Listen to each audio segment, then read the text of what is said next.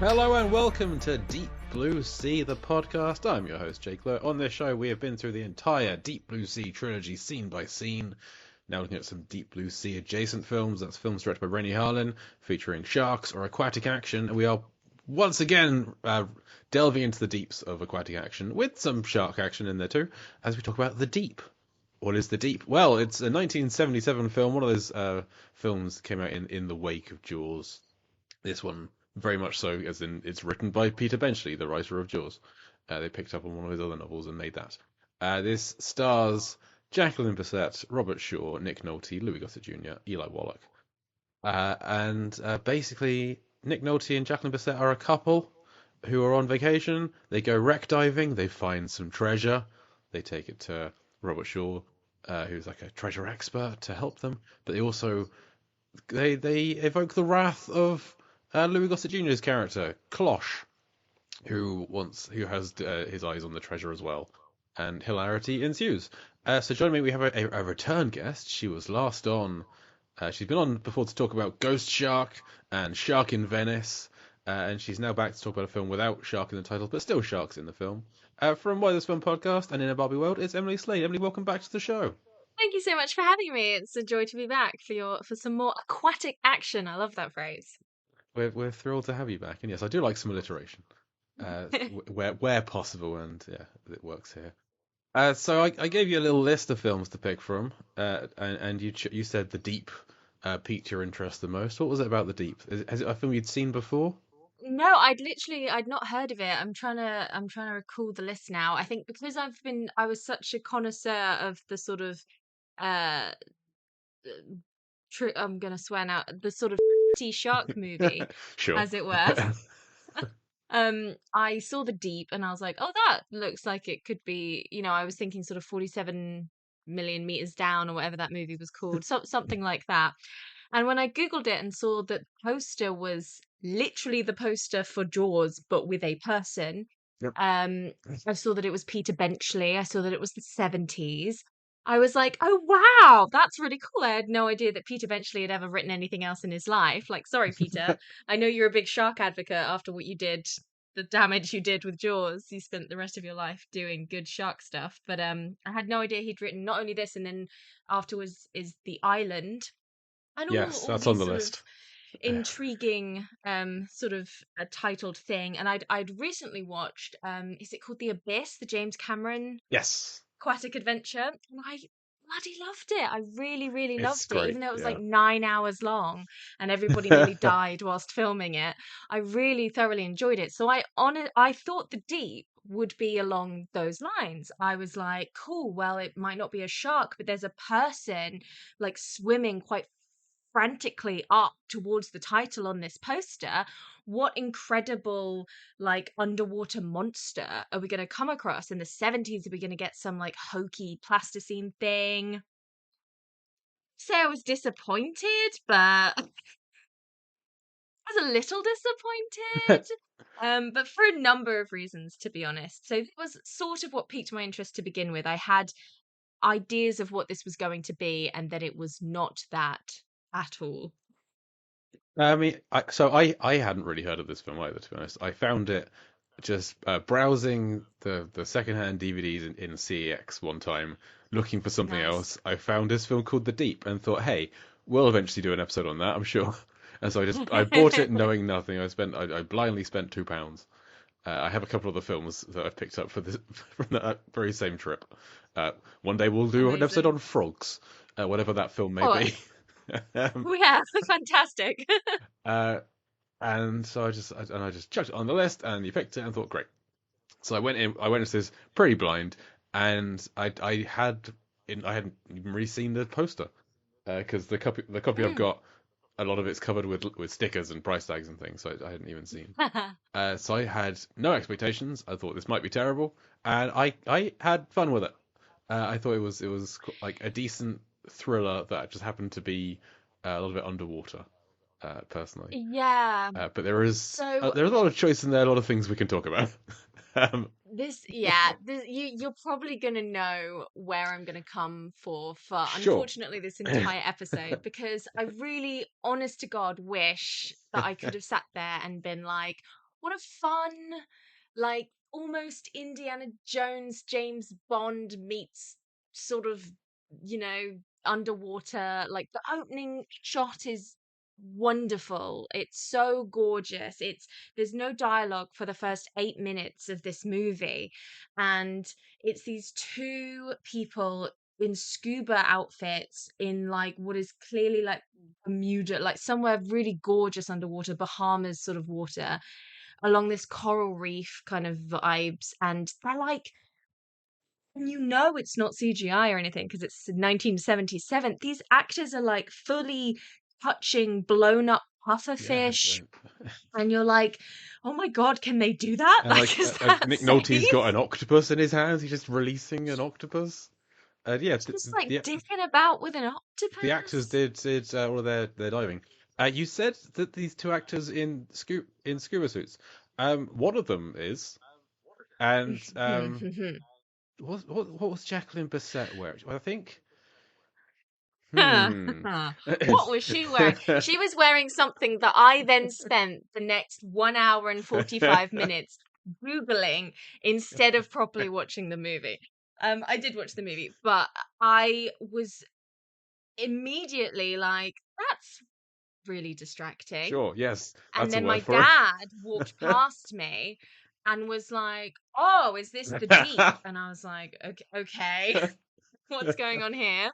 So Nick Nolte gets to wear proper scuba diving gear and like a whole outfit. Jacqueline Bisset gets to wear pants, like a bikini A bottom, white cotton no t-shirt, bikini top, and a white cotton t-shirt, which when it goes which it is. underwater, it goes very Yep. see-through. So I'm going to bring it up now because I may as well. But basically, what happened in the 70s, from my understanding, let's begin with my understanding is that, and I tried to do a bit of research around this, and there's not much to go off, but this is also going from my dad, so I don't know how true it was, but he was there at the time, not personally, but you know, alive. So I believe Jacqueline Bisset fought for her own clause in her contract, and you can kind of see it in this film where she had a no nudity clause, um, where she wasn't allowed, like they weren't allowed to show any of her nude body, like her private parts in the films that she was in, which is fantastic, good for her. And you can really notice it. There's scenes that we'll go into later in this film where they're shooting very clearly from the back, or her like neck up, when she's topless, so you don't actually see anything, except in this opening scene where you see frickin' everything. And who else saw that? Playboy and Penthouse, who illegally got screenshots from this movie, plastered the picture all over their magazine. Sorry, I keep swearing. I'm so mad at this whole debacle.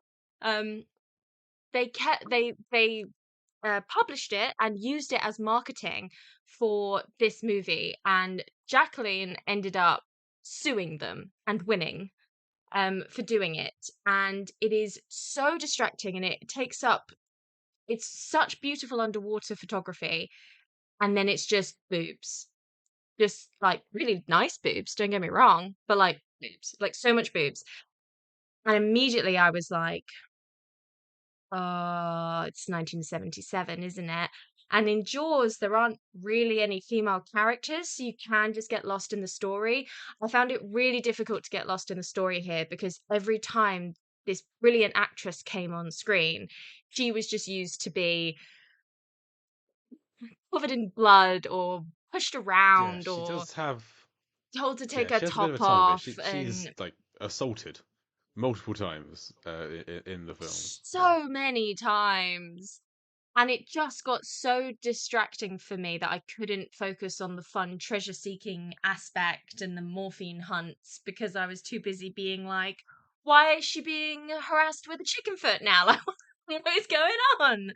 Like, leave her alone. And that t-shirt story, I spent a long time Googling all about that, because I just recently watched the whole series of Secrets of Playboy as well. So I was very in on the sort of anti-Playboy curiosity.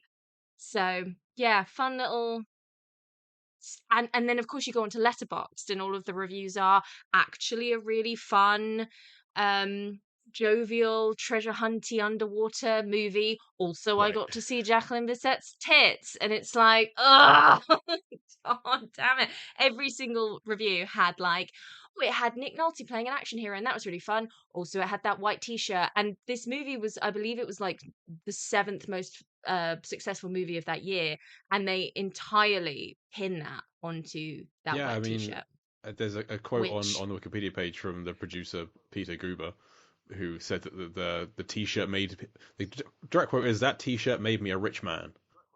Uh, did it make is Jacqueline a rich woman? Probably I not as much. doubt it. Yeah, I'm just pulling up 1977's box office. There we go. Yeah, The Deep is the seventh. It made $47.5 million dollars. Hmm. More than The Spy Who Loved Me, more than the Bond film for the year. That's how It's popular this crazy. was. Uh, And not and as I much think as it Star was Wars. due. So, yeah. No. Uh, but not like it's like less than they made more than a fifth of Star Wars, which for The Deep is impressive. I'd say it beat Annie Hall, will beat the Best Picture winner.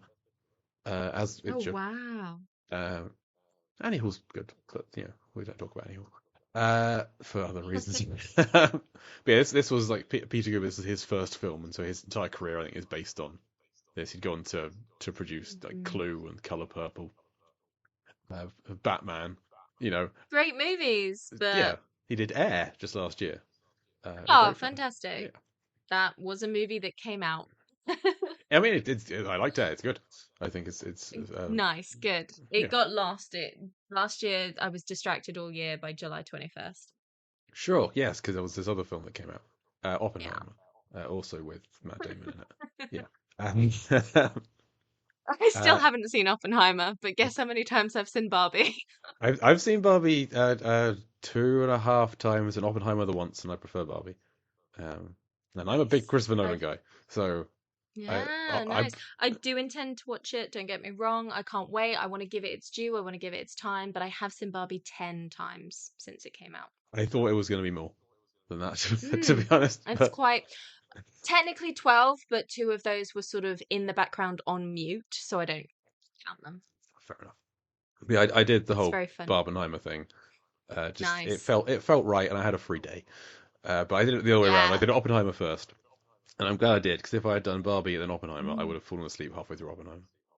Yeah, It's that's fair. it's a bit of a slog, but still Yeah, worth that's I watching. think that's why I want to really make sure that I'm awake and ready for it. Yes, But then I said that about The Last Duel, and that's still on my watch list. But that's my resolution to get through my entire Letterboxd watch list this year. I So, yes. I haven't even built a letterbox watch list because I know that I it wouldn't I wouldn't make a dent in it at all ever. The I'm very future. bad. Yeah. I'm not even I'm Mm. still planning to watch all the films on the 1,001 movies you must see before you die list, and I've been planning to do that for a long Woo! time, and I'm not even halfway. And I haven't Oh, God. I reviewed one last year. Ha! I believe in you. Yeah, someone should. Thank you. But yes, so that is the t-shirt story, and I won't keep coming back to it, but that is what distracted me for most of this movie. Yeah, my so I watched this with my wife. She was like on a laptop, and so she was not watching the screen for the first part. And when after the 8.5 minute sequence, and they got up on the boat, she kind of glanced up, and her eyes kind of remained on screen for a little while. I was like, it was kind of a wow. I was like, yeah, you've not been paying attention, have you? Um, but I do like on IMDb in the parental guidance section, this is still marked as mild under sex and nudity. It's like, it says you can see some of it. It's like you can see all of it. It's like You both can of them. see all of it. It's incredibly pornographic, and like it just like this is the thing. Like there's nothing inherently wrong with it, but when you know that it was all across Yeah, Playboy, and it was kind of against what she Playboy are wanted. famous for not doing no consent, no consent. With her consent, fantastic. I will have it as my phone wallpaper. Like, let's go, let's celebrate this. Without her consent, it's a crime. Yes, Like, yes, yes. ew, gross. Yeah, and as you mentioned, throughout the rest of the film, so her character she's stripped naked, she's searched Like she Good God. I mean, I don't know how you wanted to do this if you wanted to do it like scene by scene. You know me, I'm a big jumper That's fine. arounder. That's fine. Jump around. Hooray! Let's jump around. Because Jacqueline, the only interesting character in this, Okay, I'm going to disagree, but we'll I'm get there. It's such. fine. No, I know. This is the thing. It is fun. It's a fun story. It's fun. There's lots of fun action. All the characters are fun. It's good. Um, but it's so 70s, and I always forget that. I always sit down and watch a 70s movie. Not all of them, obviously, but I very much for this one I caught myself and I was like, oh yeah, they're always really sexist and racist, aren't they? And it's always so disappointing to me and distracting. And sometimes I can power through it, but this one was so distracting. So there is a scene where I'm going to keep calling him Nick Nolte. That's That is who it is. yeah. The like really His blonde his 70s guy character is chomping on a David cigar. Sanders, but it's David. character is in quotation marks because he's quite bland in this. This is Nick Yeah. Nolte's first like prominent role. He'd been in a bunch of stuff Oh. prior to this, but this was his first like Nick Nolte's in this, and Hmm. but this is a Good little for him. before he became the world's sexiest man. Yeah. Wow, the 70s really were a different time, weren't they? No Yeah, I'm offense, trying to Nick. find out when that was. Sexiest Man Alive was in 1992. He received that What? title, which he had just been in Cape Fear and Oh, okay, I've not Lorenzo's seen Oil, Cape Fear. but like past his prime, I was. But it's fine. He's- I am baffled. What is happening? 1992. Christian Slater was alive at that time. What are you all doing? Goodness me. Yes, he was very funny with his low V-neck top and his straw Horrible blonde hair, moustache. chomping on a cigar.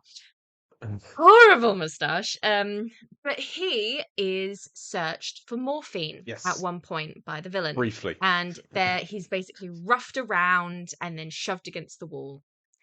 And then the next 17 minutes is dedicated to searching Yeah. poor Jacqueline.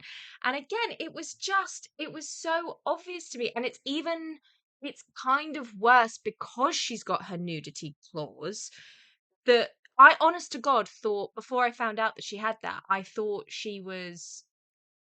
I was watching some sort of like edited version for YouTube. I thought that I'd seen like a different cut where they'd like chopped out all of the nudity because it's so blatant that they're trying to avoid showing her boobs, even though they'd spent the first 15 minutes of the movie showing us her boobs, if that makes sense. She is he slowly goes up her thigh. It like the camera rests on her vagina like 3 or 4 times. It caresses her boobs. She stands up. She willingly agrees to be searched, by which I mean she takes off her top. She takes off her bikini top.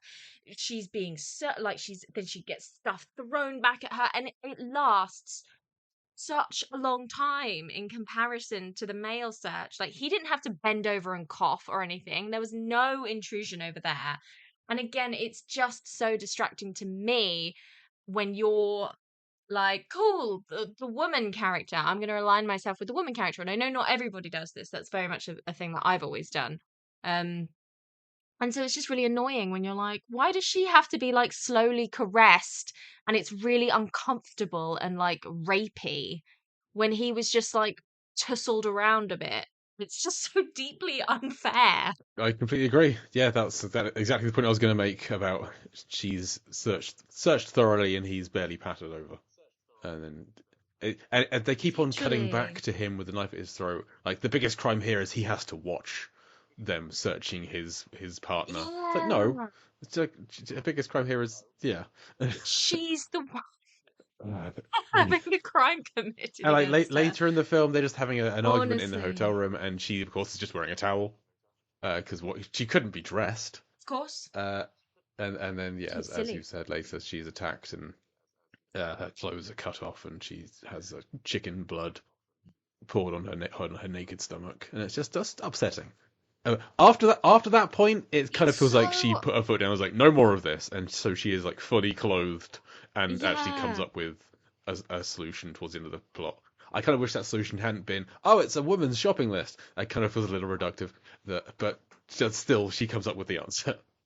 Uh, Yeah, and she gets to go with them to search underwater. She's not like left oh, on and she the gets to side of harpoon a the guy. sea or anything. Like, yeah, it's great, but like we had to go through so much suffering. By that point, I was very much just like, And you kind of wish the guy she got to harpoon was the guy who'd very handily searched her, and she could do like search this and just shoot him yeah, in the like just some kind yes, of that would vengeful have been comeback amazing. kind of thing. But Something, but like going forward, I like, yeah. I keep needing to remember. You know how movies these days yeah, have trigger warnings at the beginning? For me, they really should just have a flash up with the titles of like what year they came out and like an asterisk of them being like, remember Emily, it was the 70s. Go in remembering that it was the 70s. And then I'm like, oh yeah, and then I'm a bit more braced for it. But I think I was so excited to see some sort of sea monster, of which, like, my boyfriend would absolutely hate this movie because he's very scared of octopuses and any sort of thing that dwells under the sea. Um, but like a big it's eel didn't really do it for it's a me. big robot But eel. it's still pretty scary At though. times, they made a robot eel like they did a robot shark in Jaws, and yes, I did enjoy the eel attack. But we'll get. You mentioned also that there's kind of good old fashioned 70s racism in here as well. They tried to get around the racism, but they kind of put their foot in it more, where a character describes Louis Gossett Jr. as Yeah. looking like a basketball player, which I think is code. Yes, I think I wrote that. I wrote that down and I was like, no. Oh God.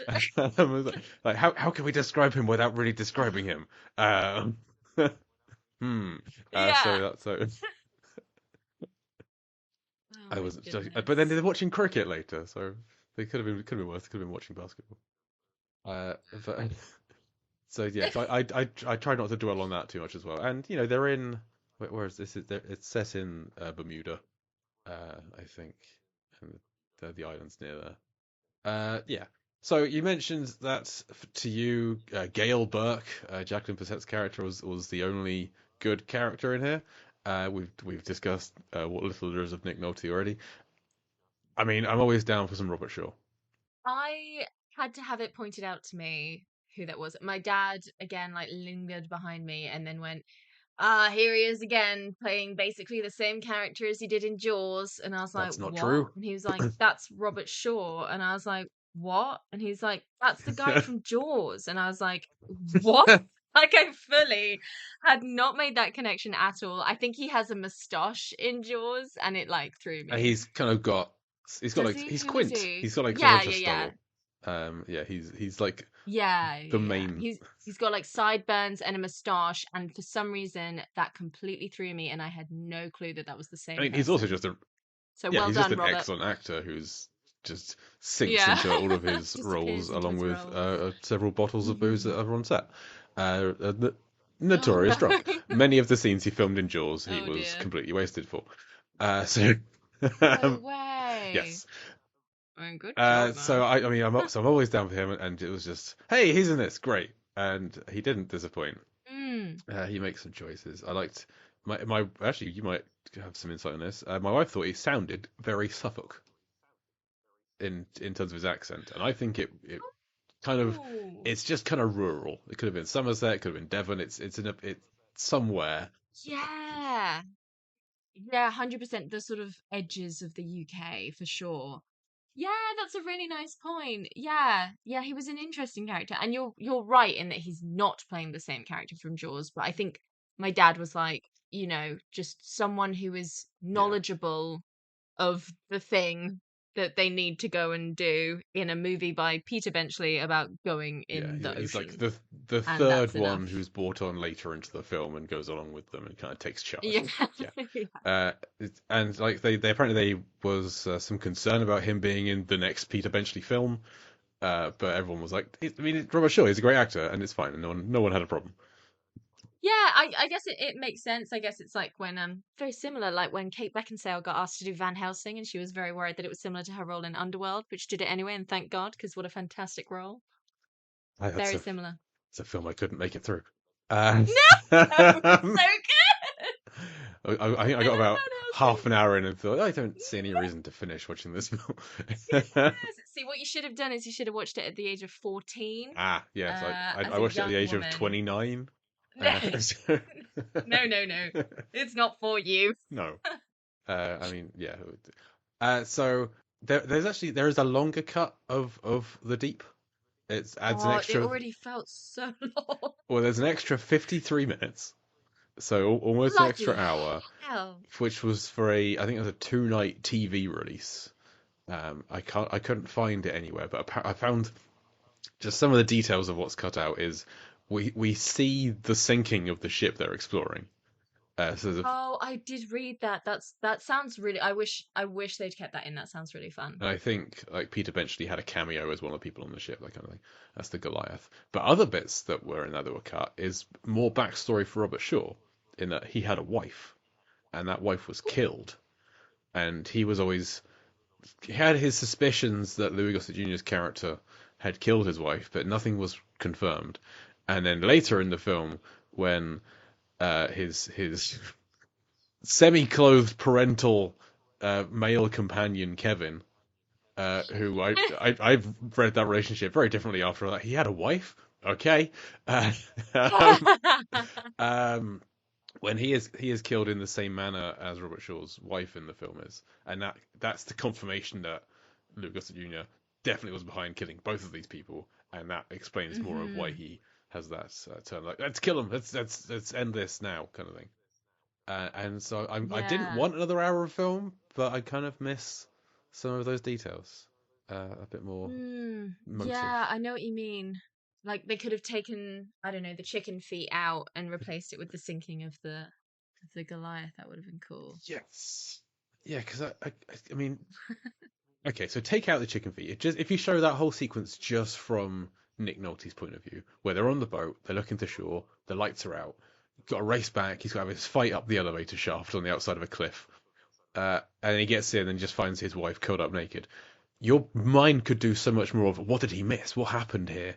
That Yeah. and I mean, he wouldn't be shown anything, but you could imagine far worse, I guess, than what we're shown. Uh, Oh, 100%, because you're not gonna know if the blood's hers or right. not. Like Yeah, and like her the clothes are torn. That's never a good sign. mm, Yeah. yeah. Hmm. I'm not sure if I want this Yeah, or not. 100%. Well, yeah, we've just made it a lot darker than it actually is, but at least we didn't have to watch her be harassed by a chicken foot dipped in blood. Yeah. So, you win some, you lose some. Absolutely. Okay. I mean, let's. We've kind of touched a lot on the plot already, but let's just kind of go through some key scenes. So you mentioned we talked about the opening kind of silent diving sequence, the 8.5 minutes. During that scene, Jacqueline Bisset, she's diving. She kind of sees she's got like a pokey stick to look for treasure and stuff, and she's looking underneath this wreck, and then her arm, she's got like a pokey stick that's wrapped around her wrist, and she's like poking it under a ship, and it gets yanked, and we never see what's pulling her. It's very I think scary. we're supposed to. I assumed it was it was a person. I think we're supposed to assume I it's the thought it was a eel. person. Uh, Yeah. It's like the stick gets splintered. But during the making of that, her stunt double, Jackie Kilbride, dislocated her shoulder because they were yanking her so hard. No way. Oh, Yeah, Flippin' stop. Stop doing that to actors. Honestly. It's not hard to not injure your actor on and it was set. like so. I watched the film and then I heard that and I kind of skimmed through it again and watched that again. And yeah, she is properly being thrown around and yanked into that ship. So I do Hmm. feel sorry for her. Yeah, it was very violent, and it was very like engaging. As I say, that first like 10 minutes or so is really Mm, compelling. It's beautifully shot. You really get an idea of the sense of their characters, even though there's no dialogue. The way she sort of sticks her arm up and then like she like pokes her tongue out at him because she's like giving him a scare, and then the whole bit where she hits her shoulder. by being attacked by an unseen force. Like it's all really compelling and lives up to the tease of the poster. And for some people, there's a white t-shirt involved, and that's even better. Yep. And you said you weren't going to bring that up again. Sorry. So yes, they find some treasure. Nick Nolte's character finds kind of a bottle, and they find this isn't the wreck they headed for. They kind of went somewhere else, and they saw this one. They dive down into it, and when they get back to shore, it turns out they're not really supposed to have been there because the Goliath is a military ship, and it's kind of off limits to tourists. But no one really seems to mind it that much. Mhm. But then they get visited by Louis Gossett Jr., by Cloche, Henri Cloche Bondurant, is his full name. And the names in this aren't great, I think. There's Roma Treese is fine, but Gail Burke, David Sanders, these are bad. These are bad names. They're not Yeah. memorable, are they? Kevin. They're not. They're no Luke No, Skywalker. no. So they get visited by him at dinner, and he's very interested in what's down there. They go and see Roma Treese, and he's interested in what's down there, but less so. He's not, but then leaving Treese's, there's a car chase in this underwater film. Again, really scary. Like, as someone that is a nervous driver and like would never ever cycle on the main road, this gave me so much anxiety. I was again because you're watching it and it's probably as a stunt double, but you're like very aware that all of that stuff is that lorry is right up the backside Yep. of that bicycle, and you could easily have a genuine accident. I mean, It's very I'm stressful. a nervous driver, but Very good. also a cyclist. So I've been in this position. I've not been chased down by a truck Couldn't. before, but I've been knocked off by one a couple of times. So Oh my goodness, so scary. I think I actually wrote a thing that was like, it's very scary how easily you can be kidnapped. Because it really does just go to show. A car pulls up, four men handle yep, them into the and then vehicle. that's it. Nick Nolte's there, They're blindfolded but and they're gone. Yeah, not and against four men. that's it. No Horrible. one stops, no one Very sees. Is it? scary. And then that's when they Yeah. get searched for any evidence of the dive. We've talked about that scene already, but they find nothing because it turns out Robert Shaw nicked it. So he kind of kept the medallion thing that he was looking at. And the morphine bottle, which is what they were desperate for. Yes. So there's a morphine bottle, and there's a survivor from the Goliath, Adam Coffin, played by the great Eli Wallach. Are you familiar with Eli Wallach's work? He's the old guy they wouldn't take down with him. Yeah, no. Have you seen The Holiday? I have seen The Holiday. He's the old guy in The Holiday that Kate Winslet helps, the composer. No. Yeah. Ooh. I need to rewatch this movie. I love that guy from The Holiday. The Holiday is one of the best movies ever made. Well, that's him, and he's debatably he's the ugly and the good, the bad, and the ugly. Why didn't I recognize him? I don't He's not know. ugly. No, I don't. Actually, I think that's what he's kind of known as being. There's the good, Clint Eastwood, there's the bad, Lee Van Cleef, and then there's the ugly, Eli Wallach. But when they do those opening titles, I'm pretty sure they have the bad on Eli Wallach. But Lee Van Cleef is very much the villain of that film. And Eli Wallach kind of bounces between the two. So either way, fair. That's one of his standout roles. He's also the bad guy in Magnificent Seven. He's just a fantastic character actor. Love him. But yes, he's in The Holiday, and he's the best I know The part of Holiday The off by heart. Okay. Yeah, it really is. It's so good. So yeah, he's a great career, and it's always fun seeing early roles. He's not in this enough. He's in it a little bit. Yeah, that's fair. He's just kind of he's the survivor of the Goliath that Robert Shaw won't let come down and sail with them, and so ends up double crossing them. But they keep him on side for ages until he blows up in a lighthouse explosion. Yes. It's nuts. It's great. It is great. Apart from everything aforementioned, it's great. So Nick Nolte, Robert Shaw decide to go and check to see if the rest of the morphine bottles are down there, because there's apparently 98,000 bottles, these little ampules of morphine. So they go down, they find them, but eel attack! They get attacked by a big eel, which is delightful because you don't see it coming. He's like, Nolte's just playing around, he finds a fish, he's taking some pictures of it, and then an eel attacks. and it's Honestly, huge. and the camera keeps It going does. off, and there's like the flash keeps like, I feel like the eel switches from like full frontal facial eel that's on like a stick, and then like real shots of an eel, like slithery, slimy. Ocean's creepy. Ocean's a creepy place. Yes, that's why we love films made in the ocean because who knows what's down there? There's so many monsters in the Yeah. ocean. They will never run out of ocean monsters. Uh, but no one gets too injured in the eel attack. It's all fine. And they find the ampules and they get back to the surface and the lights are out and so they got to head back and that's when Jacqueline Bisset's being assaulted again. So they kind of race back. You have Nick Nolte just on the prow of the little boat with Robert Shaw just powering it as fast as he can. And Nick Nolte yelling at him where to go, and Robert Shaw going, "I know where the bloody beach is." Is just, I like the interplay between Robert Shaw just kind of hates everyone it seems, and he always Yes. calls Nick Nolte boy. He eventually starts calling Jacqueline Bisset girl, Yeah. and it just he I don't he's not that much He's older just than them. grumpy. He's just a grumpy little guy. But then, to be fair, his wife has been murdered, so I'd be grumpy. Absolutely, yeah. So yeah, he's 14 years older than Nick Nolte, I think. So That's yeah, old it's old enough. enough.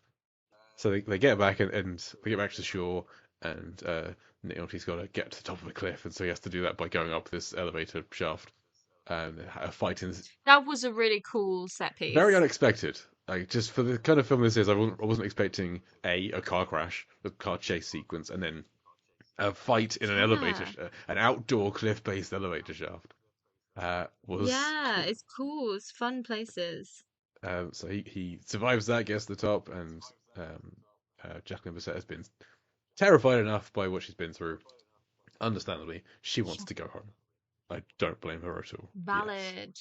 To be honest, I'm on side with every decision she has. Right at the beginning of the movie, he's like, "Can we go back down to that wreck and try and find more bottles of morphine?" And she's like, "Or we're on holiday. Yeah. We could play If he wants to tennis." stay in the library And and I'm do some like, research, "Yeah, or we could do some ping pong yeah, instead, I guess. Or literally. uh, Or you should go to play tennis." It's like, "Yes, babe, go play tennis. You have a better time." she said she go play with an instructor.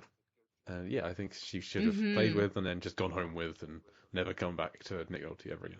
Uh, Yeah, literally. So they talk about going back, but they decide it would be safer for that night at least to go and stay at Robert Shaw's house, where they're all trying to work out.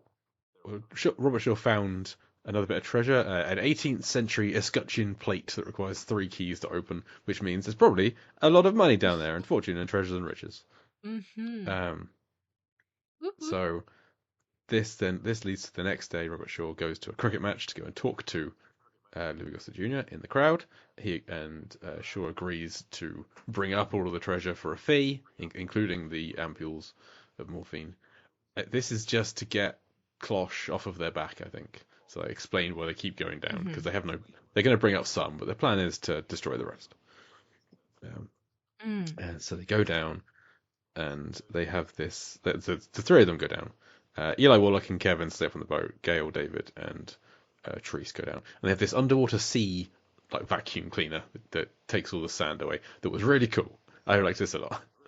um, Yeah. just like a weird little thing Quite because satisfying. it kind of works, but Nick Nolte's kind of he's not getting visibly annoyed with it, but he just wants to go and do something, so he just kind of sifts through the sand with his hands. You have a thing that's doing this, but he just kind of dives in and throws sand everywhere, and the little Hoover sucks up a live grenade.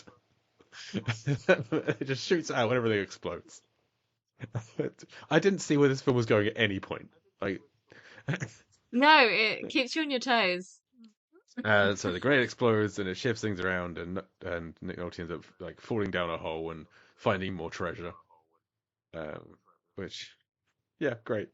And when they get up to the surface, it turns out that there's evidence that there's this Spanish galleon, a French tobacco ship, and a World War II military ship all in the same area. And that's when Gale, Jacqueline Bisset puts it together that this is one ship that was like nicking stuff off other ships and buying things, and it was for a lady's hand in marriage kind of thing. There was um, there was a queen who wouldn't let someone sleep with her until he bought her loads of gifts. uh, yeah, and she Valid. like deduces that. Um, so it doesn't really go into anything as to why that was the case. It could have just been like, hey, there's riches down there. They spend a lot of time. Yeah, I wonder if thematically it was meant to tie into something in the modern day, but then they just never got round to it. Yeah, they spend a lot Somehow, of time deducing it and explaining. like how in Jurassic Park, their whole thing about like not having children and then the reproduction within the dinosaurs, like it's all sort of tied in together. And perhaps Nick Nolte was meant to, but they're like married at the beginning of the movie, but maybe she was like meant to be holding out or something. I don't know. I don't know. It's cool. It's another little layer. Yeah, maybe it. They kind of thought this would tie in Robert Shaw's character more because he's like a treasure expert, and so then they need him to help deduce this, but Hmm. he's the only one that really cares about it. But so either way, they work that out, and they make a plan. Hang on. Oh yeah, so they make a plan to go there the next day and continue their mission, basically, and continue getting stuff out. Wait, have I skipped over a bit? No, they dive a bunch of times. There's like Yeah, 5 or 6 different dives, yeah, they so just keep it's going kind back. of confusing as to which one Yeah. is which. But the next time they go down, um, Slosh's men. So Slosh has got Eli Wallach on board.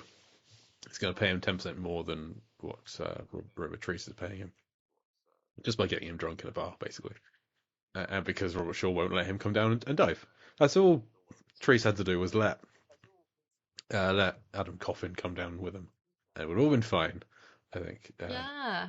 Not that everything doesn't work out as it anyway, I don't but know. so whilst Warlock's up on the surface, the Closh's men come and chum the waters all around them.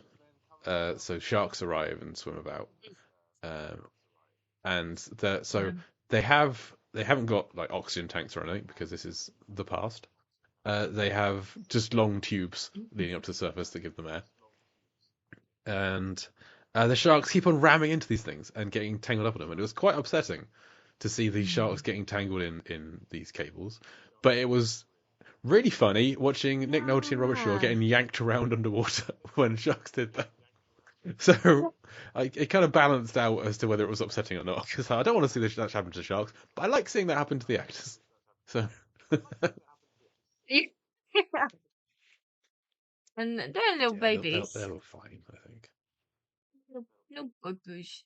Uh, No so that boo-boos. happens, and then our heroes kind of come back up and abandon that diving mission for the day. That sequence of the with the sharks and the chumming of the water and everything, it took 720 dives to film that sequence, which I Whoa. think is like if they've got the 3 actors down there, that's 3 dives plus every crew member who needs to be down there, so that's like 20 dives. But it took Jeez. 720 dives and 1,080 hours to shoot that sequence, Oh my um, God. which was done at the Great Barrier Reef. Uh, but just that's abyss levels of filmmaking. Yeah, Uh, that's crazy. so I don't know if you've kind of looked into the horror stories of making the abyss. But like Ed Harris driving home one day just had to pull over and broke down in tears just from Yeah, the yeah, experience. yeah. Yeah, yeah, Yeah, like just when his helmet's filling with water, he's like actually drowning, like all of that. yep. And Like how they won't talk about it in interviews now. Like they'll just nope. be like, it happened. Next question. And you're like, Watch oh, watch thank watch the film. Ask me about I don't know Pain and Gain. Anything yeah. else? Like, um, Oh man. yeah. So Yes, that and was this equally harrowing? I've not seen anything that's I don't think suggested so. as such, but then they didn't really do obsessive interviews in the same way back in the 70s and Yeah, the DVD I've got's pretty vanilla in terms of special features. I don't think yeah, there's any kind of horror stories about this, but yeah, like we've talked about, the actors did they're still most of their own like diving. impressive. Yeah, Yeah. yeah, and I'm guessing it took this many dives because they weren't down there for very long, so they do like a short dive, come back up again, go back down. That's Hmm. another dive. Uh, yeah, but just took a real long time to do. Um, For a sequence that is impressive because there's a lot of sharks in it. There's a lot Yeah. of wildlife going on. There's a lot of aquatic action in there. Aquatic So action. so they head back to land and they are back in Robert Shaw's lighthouse. Uh, and Eli Warlock shows up again with his truck, and there's something in the truck. We don't know what it is. He goes to see Kevin, uh, and there's an outboard motor fight where one of Klosh's men grabs a motor thing and tries to fight Kevin with it indoors. He's not on the water. He's in a house. He's using a motor. It's the wrong place for it. And this is another thing I wasn't expecting this kind of thing to be in the deep. Just this real like Yeah. real two guys fighting for their lives, and the shot where they're both trying to strangle each other back to back at like simultaneously over a table. I've never seen that before. You probably never see it again. It is crazy. It's like everybody kept coming up with ideas for set pieces, and they were like bigger, more crazy, bigger. And someone's like, I don't know, like a motor. Like he brings a motor into the house and attacks Kevin, and everyone's like, yes, let's do that. Like it's like a dartboard almost, like the Spice Girls movie in terms of like chaotic choices. a, Love it. a film I have not seen. Uh, Spice World, It's very not good. been seen by me. It's very good. It's very, very good. It's Richard E. Grant's finest role. Roger Moore, I think, is in it as well. Meatloaf. Sure, probably not Meatloaf's finest role because he's in Fight Club. Uh, and Rocky Horror Picture I Show. thought you were gonna say Rocky Horror. Yeah. I don't know, man. He plays their bus driver, and it's pretty good. I mean, It's pretty good. my wife's a big Spice Girls fan, so she would not be averse to seeing this, I guess.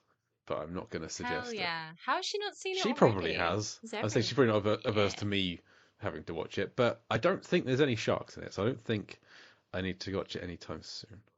Hmm.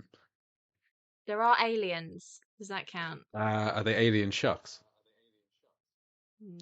They might be. You'll have to watch to find out. Oh, you got me.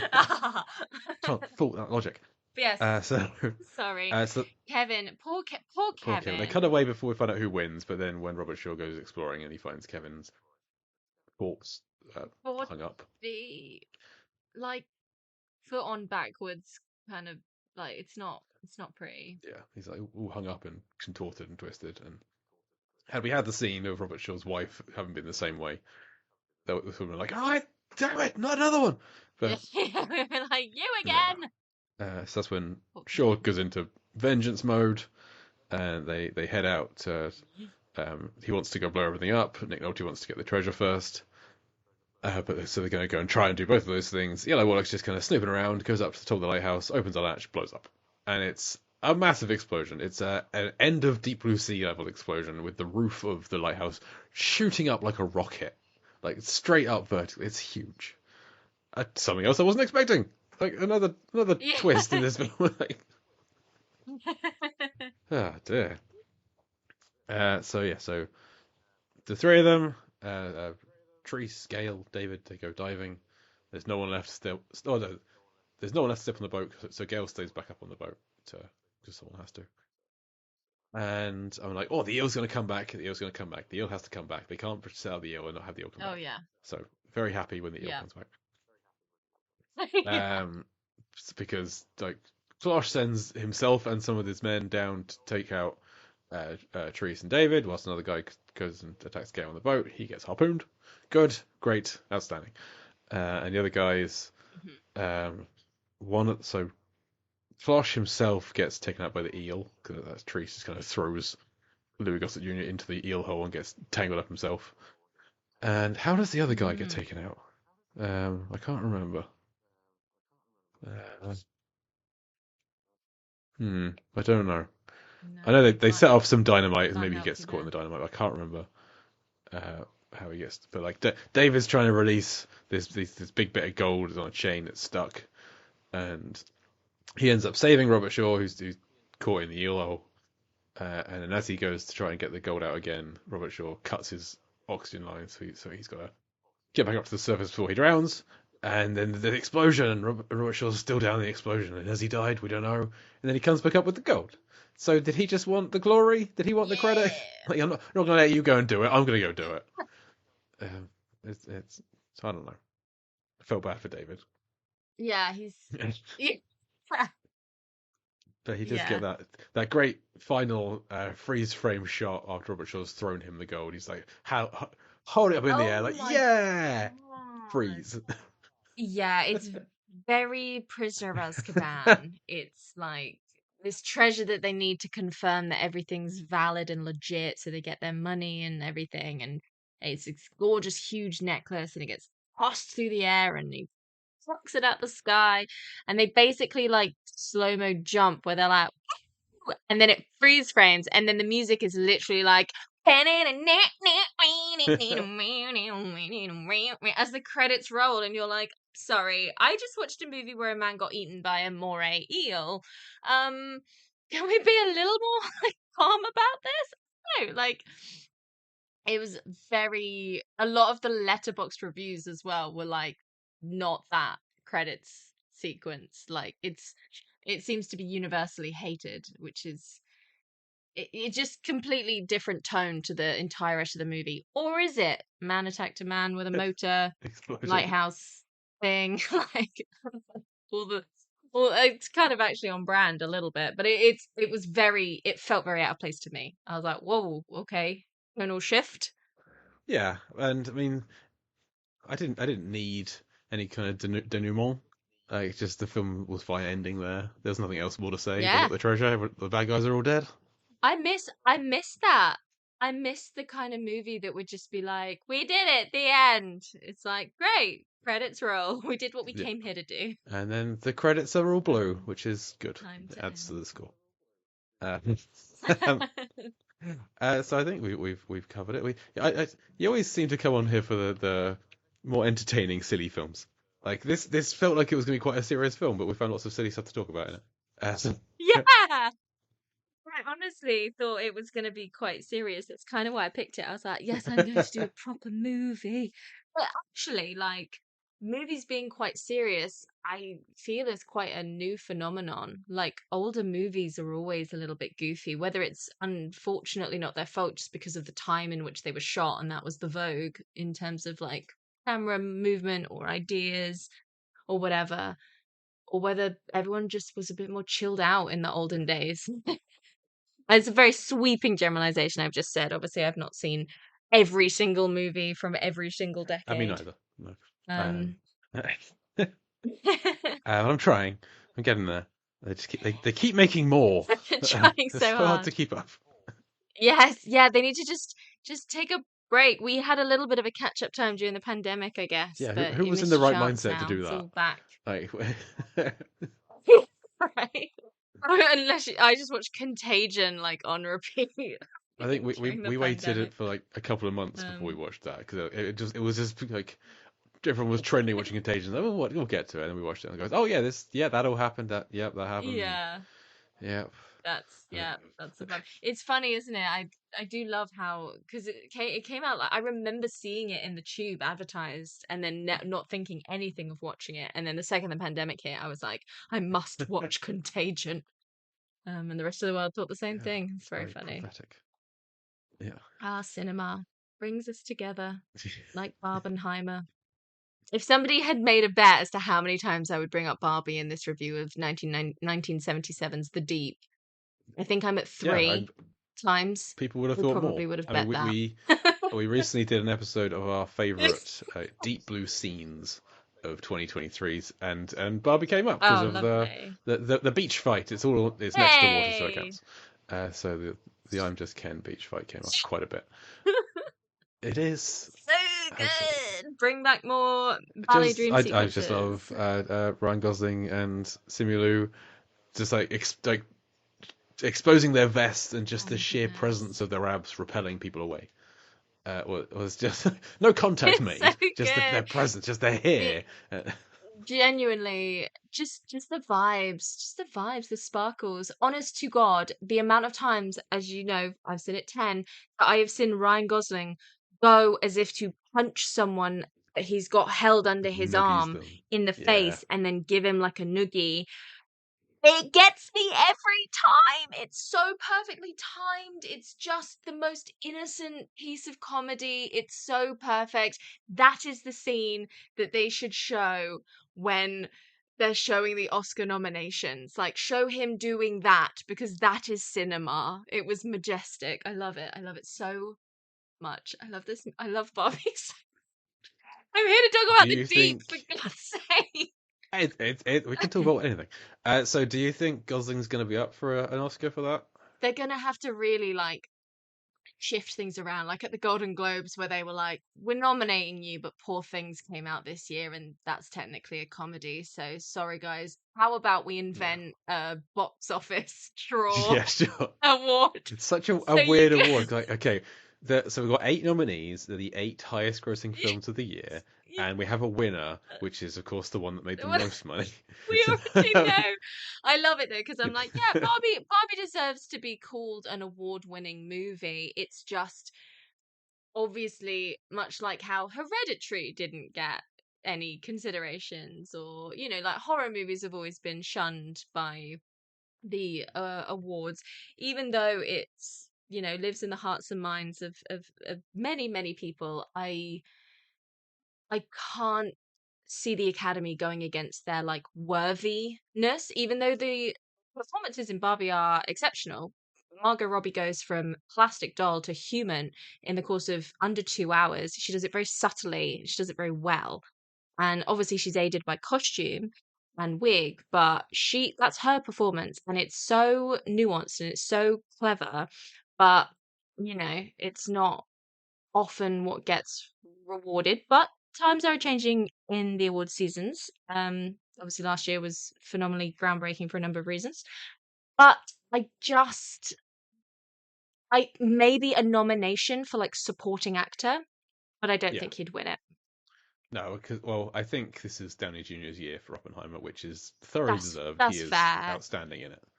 Yeah, Uh, and and and and also like it's the sort of it's like how Jamie Lee won last year. It's a bit sort of the legacy award, the like loyalty card award, where it's like, yeah. Like you should have won this probably back in the like 70s, but you'll get it now because like it's your time. how old do you think Robert Downey Jr. is? He was. No, He I should have meant for won it in the Jamie Lee. And 70s. so, Oh, I I see. mean, Okay. he should have won an Oscar for Iron Man. Like, I don't know, I wasn't paying attention back in 2008. Was Iron Man nominated at all outside of like special Oh, effects? Like, probably not. I don't think it was. I'm Whereas, just good like, that because that entire, was before. Sorry, that was before. yeah. We had the 10 Best Picture nominees. That was the Dark Knight year. Mm, So that was the year yes, of they course. brought it in because of that year. Um, Hmm. and So he would have just, but yeah, even so, like, do you know what I mean? Like, there is an argument to be made, I think, that the entire success of the Marvel Cinematic Universe, and this might be a sweeping generalization, but I think it all rests on the shoulders of Robert Downey Jr., his charisma and his performance as Tony Stark in 2008. I completely Like, agree. Yeah, so he deserves an Oscar for that, and he can have it for Oppenheimer, which I've not seen, which I'm sure he's fantastic in, and I'm sure he is an incredible movie. But he is Barbie, the best part of it. nice. I mean, He's Matt just Damon is so also a lot of fun. Yeah, charismatic. he really is. But he's not playing a charismatic character in Oppenheimer. He's essentially the Oh. one of the villains of the film, pretty Wow. much. Is he the atomic bomb? I don't know what Oppenheimer's about. Can you I tell? mean, it's about this guy called Oppenheimer. But Right. That makes sense. but there's, I mean, I won't. You'll watch it. You'll figure it out. You'll find out. Yeah, But yeah, Downey yeah. Jr. is very much an antagonist for part of the film. He's not the worst Nice. guy. Jason Clarke is a right bag in Oppenheimer. Ooh, Uh, really? yeah, he's great, but he's a bad guy. But then there's a lot of bad guys in that film. But in 2008, Downey Jr. He was nominated for a Teen Choice Award and a People's Choice Award in like favorite male movie star, that kind of thing. But he did win a Saturn Award for Best Actor for Iron Man. So, Oh, nice. so it I was, mean, this but the thing, there's only so many, yeah, it aren't was there? There's so many awards these days. These days.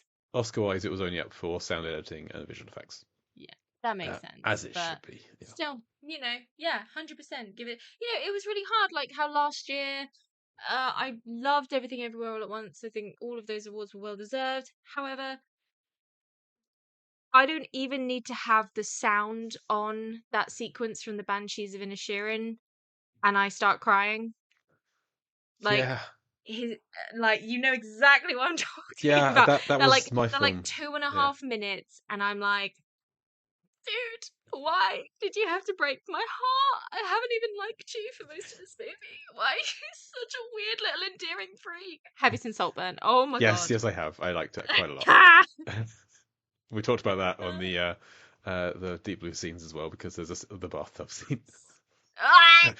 Like, I am in love with Emerald Fennell. I can look to the right and see My Promising Young Woman poster. Like, someone was like, she's done a new movie. I was like, cool, where can I watch it? Like, I didn't need Now, to know a please. single thing about Yes. it. I was just like, it's time. Like, I didn't even know what it was called until like 2 days before I sat down to watch it. Like, truly had no idea what it was about going in.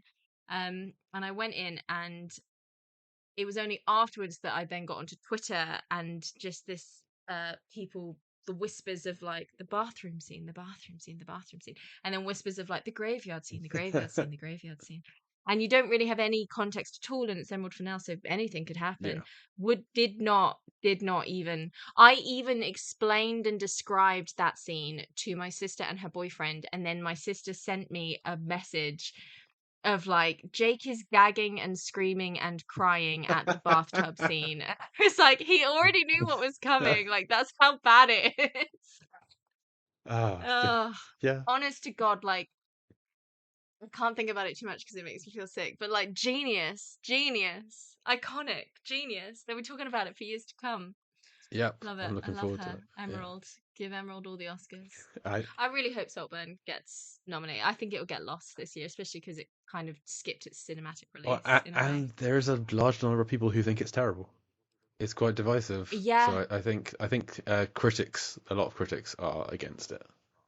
Uh, so I've seen everyone on Letterboxd was giving it like 1 star, and they were like, "Oh, sorry, saw the twist coming," and it's like it's not a yeah. twist. Like, it's just the movie. Like, sorry that you can't enjoy things that are just well made and entertaining. Sorry that you have to be, sorry that it has to be a Sudoku puzzle alongside being a piece of art. Like, go jump in the river. Hate all of They're the you. same people who absolutely adored Top Gun Maverick, where there's no twist. Yeah, That bullshit. explains the plot 20 times, and then it shows you the plot. Right, because not everything needs to be a surprise. Literally. Oh my goodness. Yeah. I try not to read like letterbox reviews can be so funny and enjoyable, or they can make my blood boil. Yeah, so I Um there are people whose opinions I trust. I go and I check what they thought of films, mhm. and I watch films based on it. Yeah. That's what you're supposed to do with all reviewing. This is the Rotten Tomatoes is a good Yeah, of site for an aggregate kind of course. thing, for collecting, but you're supposed to find people that you whose opinions you trust and who like the same things as Yeah, you, literally. and go see films they recommend. Um, Honestly, I'm such a poor critic. I'm such a bad critic. You go onto my letterbox, and if you look at my diary, everything will be like 4.5 stars. Stars, 4.5 stars. Because if I get to the end of the movie and I'm like, that was I really stayed good, I had a awake. good time, 5 stars. Yeah, literally. And then if I got to the end of the movie and I looked at my phone a couple of times and I was a bit bored, I'm like, 3 stars. And then sometimes I'm like, no, that was like subjectively awful, like 1 star. But most of the time, I'll be like, yep, 5 stars. I had fun. It was a good movie. I think The Deep got 3 stars. Oh no, I didn't star it because I didn't want to spoil what I thought about it in case you saw my review. How's that for overthinking? I gave it 3 stars as well.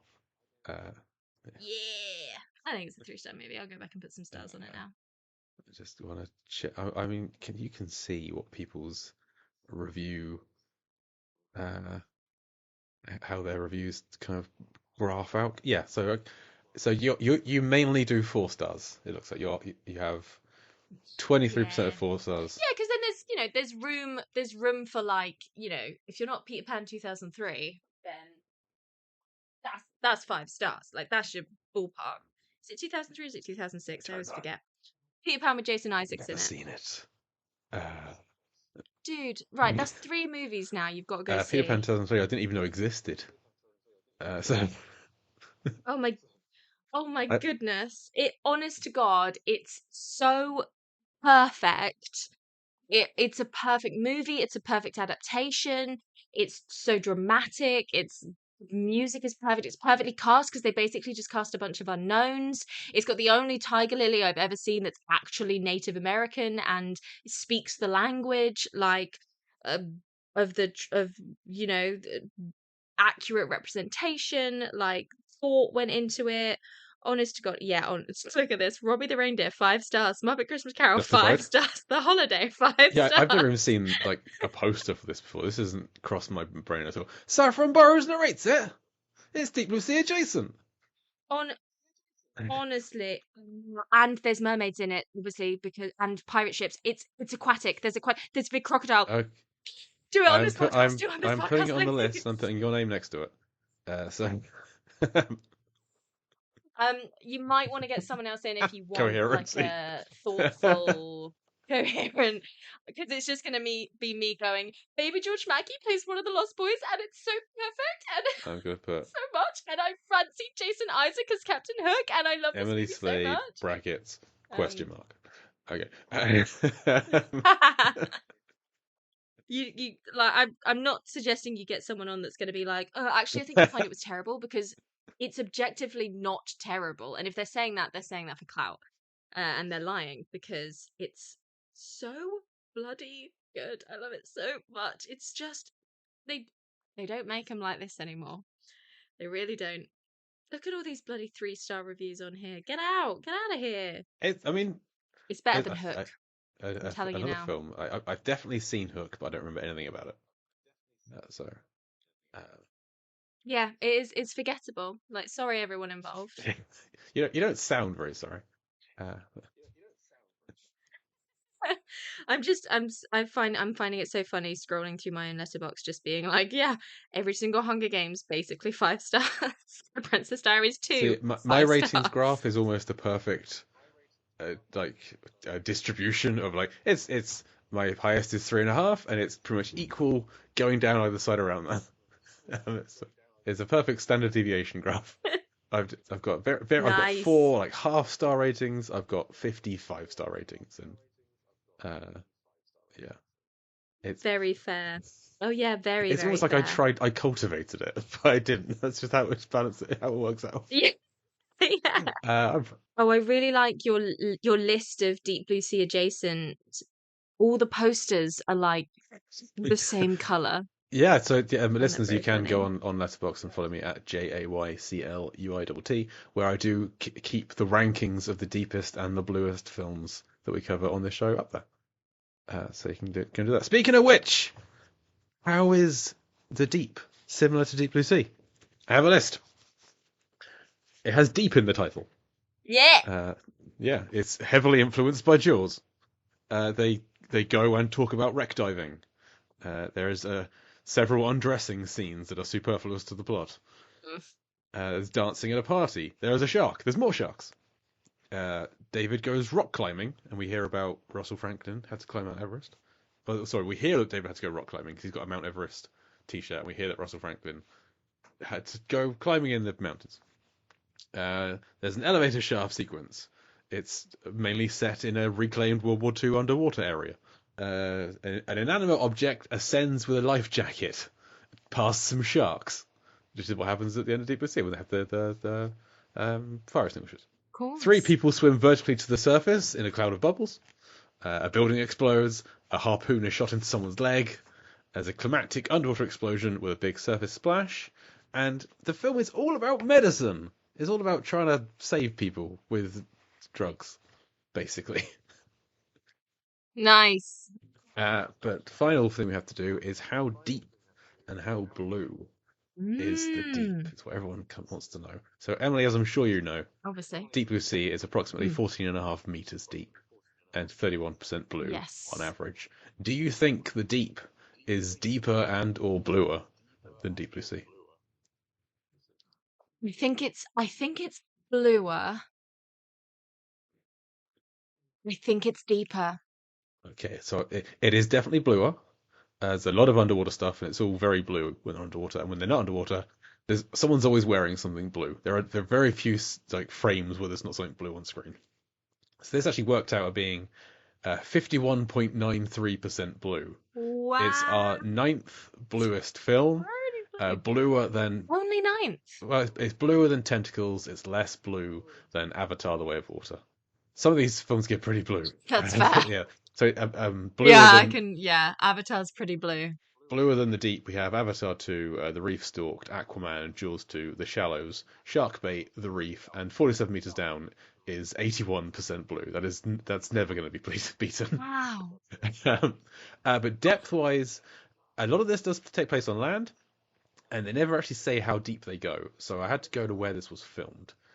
So they shot the wreck sequences on the wreck of the RMS Rhone, which at its deepest point is 26 Yes. meters deep, which isn't actually that deep for these films, but Mm. that's the depth I said they were at when they were diving, which means on average this works out as being 7.8 meters deep, 25.6 feet. So it is deeper than the Black Demon and just 5 centimeters shallower than Tentacles again. This is adjacent to Tentacles in both lists, as it is our 22nd deepest film. Which not terrible. We've done 90 of these, so it's in that top quarter. Oh. It's not terrible. I think for a movie called The Deep, it's disappointingly shallow, especially when is the shallows Oh deeper no, than the the deep? shallows is Okay, very good. shallow. The shallows is 0.57 meters above water. That worked out at being. Yeah. That's the Blake Yes, yes, it Lively is. one, Yeah, that's the one right? where you're angry because you never know where she is. The name of the beach is the shallows. That's the one. So I was going to retell that story, but no need. You've done it clearly before. no need. So angry still. And I forget who I've told. So that's our coverage of the deep. Thank Hooray! you for so thank Sorry, you I'm for so joining me, sorry. Emily. No, It's so not a problem. chaotic. We applaud enthusiasm. Do you have anything you'd like to plug? Um, sure. I mean, we've been taking a hiatus. I say we, it's just me, and then me and Stephen. In a Barbie World has taken a hiatus for a bit because it got busy, and so is Why This Film. But that's no reason to not go back and re-listen to all of our older episodes. If you ever want to come on, do reach out. Why This Film podcast at gmail.com. I can particularly recommend the episode on Daylight, Hey. uh, where we talk about the Poseidon Adventure a lot. Yeah, The and then I film we've did covered watch on the this show. Poseidon Adventure. You I did. did go and watch that, and I think I like tweeted you the entire time I was watching it. It's a You were good angry movie. when Shelley Winters died, I think. He was Uh, so angry. I get so mad at these movies. have you seen the 2005 6 the remake with Kurt Russell and Emmy N- Rossum? no, I have. Wait, Okay. what? That blew my mind. Even though I know Kurt Russell is alive and it was in Death Proof, Emmy Rossum to me is like they don't like they're not love interests, are they? No, no, their Oh, father thank daughter. God. Oh, thank He, God. Emmy uh, Rossum is like 17-year-old Christine Daae to me in like Phantom of the Opera. And uh, that was a weird pairing. But no, that makes sense. Father daughter. Nice. Love that. she I will go watch that. no, don't. It's terrible. That's what I was going. I was Oh, going to say. not even in like a fun way. No. Oh. Yeah, we recently covered it for our New Year's episode because they have a New Year's Eve party on it, Oh, and it's just quite bad. oh It's that's. hugely expensive, big flop. I understand why, Did it kill but the disaster movie? Because Daylight sort of around the same. Daylight came out same time as Dragonheart, ten, right? Because Rob yeah, Cohen was 96. doing Yeah, both. I yeah, love he that used all Rob his Cohen good was stuff doing like my for favorite Daylight. movie and your favorite movie like at the same time. I'm saying the Daylight is Yes. your favorite movie. I mean, it used to be. It was my first ever Yeah. favorite film. Woohoo! So, and then he did the Fast and the Furious as well, the first one. Yes, I only learned that recently, and I've been wanting to do the Fast and the Furious for ages, but basically I convinced I wanted to watch the first Twilight. It's my guilty pleasure. My boyfriend was like, "I'll watch it with you." I was like, "Great." then he was like a completionist about it. So he was like, now we have to watch all the Twilights. And I was like, you're going to regret that decision. I've never watched all the Twilights. Like, you don't have to do that to yourself. It's a punishment. Hello. Anyway, we watched all the Twilights. And to say that he was super mad is an understatement. He was like kind of enjoying himself with how they were. And then we got to the very last one where like that all out war happens, but it doesn't happen. Oh my goodness, he felt so cheated and he was so upset. And I was like, this is what happens when you watch Twilight. Anyway, I'm now trying again to watch all the Fast and Furious, but he doesn't want to be burned again like he was with Twilight, even though it was his idea. So that's the story about me and the Fast and Furious. I've only seen the first Twilight, and that was enough. That was plenty. First Thank Twilight's you. good. Okay. First Twilight is a great film. It was like 15 years ago that I watched it. It's been a while. Wait, when did it come out? It came out 15 years 2008. ago. So I mean, it was less than that. 2009 was when I saw it. Yeah. It's one of the first films my wife and I watched together. With her friends on DVD. Up was the first film we actually saw together at cinema, and that's one of our films. That's sad. Yeah, That's but it's got a talking dog in it, sad. so it gets better. That's so true. But yeah, Very so sweet. Fast and Furious, it's a franchise of ups and downs. Mark absolutely adores Too Fast, Too Furious. Nice. Yeah, I'm with I'm the populist. Like the fifth one is the best one because the fifth one is the best one. But we've had the Joeys, the Joe and Joey from Too Fast, Too Forever have been on the show, friends of the show, but where they are watching that franchise on repeat forever until they die. Oh wow. they're just on their 13th lap at the moment, I think, of going through them all. My goodness. So are they like terminally ill? Is there an end point to this, or is this just like the day of their weddings they're gonna be watching Fast and Furious? Like they say till they die. Like, is that a commitment that they're truly going to stick to? Because I mean, hats off. the show is Too Fast, Too Forever, and they haven't Wow. got to forever yet. So, but they love these films, and That's fair. it's a fun show. So, if you wanted a kind of a watch along podcast to go with them, then you could do a lot worse than Yeah, Too maybe. Fast, Too Yeah, Forever. I will. And I'm sure actually they'd probably be Aw. interested in having like first time watchers as guests. So I was. Yeah. Aw. Anyway, Yeah, recommend me. yeah, Sorry. no, it's absolutely fine. I don't expect it to be a short show when you're on, Emily. Don't you worry. You still have the record for the longest show. Oh my we are not goodness. trying to beat it Is today. it as long as my longest show? No, it's not. No, It's not as sorry, long as your I Logan's Run literally- show. Bloody hell, my Logan's Run. That was how I knew that Steven should be my co-host for Barbie, or maybe I should have taken that as a sign to not have him as my co-host for Barbie, because we literally talked like 4 hours about Logan's Run. It's a lot to say about that. Yeah, film. I feel like What can I say? had you had shorter conversations, you probably would have finished the franchise and done the Barbie episode. But we would have done. uh, As it is, we're on like Mariposa 3. It's very good. It's very good. great. So that'll thank you for your plugs. You can find this show on social media at Deep Blue Sea Pod. Email us deepblueseapod@gmail.com if you have any questions or recommendations. Let us know there. You can find my writing over at lifeversusfilm.com and everything Mark does over at moviesfilmsandflicks.com. And next week on the show, we're sticking with the word deep in the title as we cover Deep Fear, a 2013 shark film. A 2023 shark film. I'm writing the wrong date on my checkbook, but we're back a decade. So it's the 2023 shark film Deep Fear, with friend of the shows and Andy Boettes is coming back to talk to us about that. But as for today's show, as for the Deep, thank you once again to my guest Emily Slade. Thank you. I've been Jake Lowe, and I'll Deep Blue see you next week.